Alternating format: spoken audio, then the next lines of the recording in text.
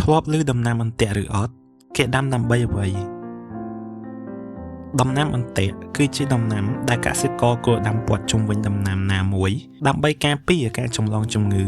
វីរុសនិងសត្វល្អិតជាដើមដំណាំអន្ទាក់អាចជាដំណាំដែលស្ថិតក្នុងគ្រួសារដូចគ្នាឬខុសគ្នាឧទាហរណ៍បើចង់ដាំដំណាំត្រសក់ជាដំណាំគោលយើងអាចដាំដំណាំអន្ទាក់ជាដំណាំពោតព័ទ្ធជុំវិញត្រសក់ឬក៏អាចដាំត្រសក់ដូចគ្នាព័ទ្ធជុំវិញក៏បានតើគេដាំដំណាំអន្ទាក់ដើម្បីអ្វីដំណាំអន្ទាក់មានតួនាទីធ្វើជារុក្ខជាតិរបងជួយការពារដំណាំគោពីខ្យល់ធូលីដីនិងជាជម្រករបស់សត្វមានប្រយោជន៍ដូចជាពពួកអណ្ដើកមាសនិងសត្វកណ្ដូបបុកស្រូវជាដើមដំណាំទាំងនេះក៏អាចទុកប្រមូលផលបានផងដែរបើយើងដាំដូចជាពពួកជីស្លឹកគ្រៃដើមរំឬដំណាំផ្សេងទៀតដំណាំអន្ទាក់មានអត្ថប្រយោជន៍អ្វីខ្លះទី1ជួយរក្សាប្រព័ន្ធអេកូឡូស៊ីបរិស្ថានមិនមានផលប៉ះពាល់ដល់បរិស្ថាននិងសុខភាពទី2កាត់បន្ថយការចំណាយការប្រើប្រាស់ថ្នាំពុលបានមួយផ្នែកទី3ការពារនិងជាជម្រករបស់សត្រូវធម្មជាតិសត្វដែលមានប្រយោជន៍ទី4ធ្វើឲ្យប្រសើរឡើងនូវគុណភាពដំណាំទី5ការពារកត្តាចង្រៃ